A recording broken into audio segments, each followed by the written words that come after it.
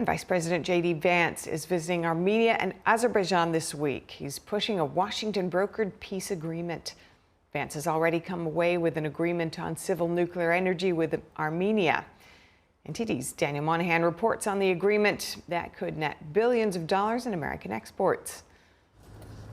Vice President J.D. Vance and Armenian Prime Minister Nikol Pashinyan signed the accord on civilian nuclear energy yesterday. Vance is on a two-day visit to Armenia. This is one of the oldest Christian countries in the entire world, a true bedrock of Christian civilization and culture. As a devout Christian myself, I know the meaning of this country to the entire world and to the religion that the Prime Minister and I share. The two leaders completed negotiations on a so-called 1-2-3 agreement, permitting the United States to export nuclear technology and equipment.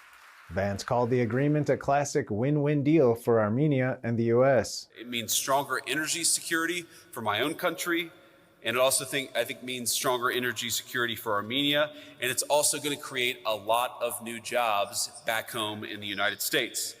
It means small modular reactors. American technology is going to be coming to this country, and again, Vance said the deal could bring as much as $5 billion in initial U.S. exports to Armenia, as well as $4 billion in long-term contracts for fuel and maintenance.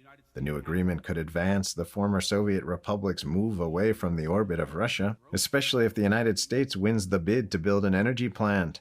President Trump in January said Vance would travel to Armenia and Azerbaijan to bolster a peace accord signed in Washington in August. Peace is not made by cautious people. Peace is not made by people who are too focused on the past. Peace is made by people who are focused on the future. The peace deal stopped decades of hostilities over the Nagorno-Karabakh region.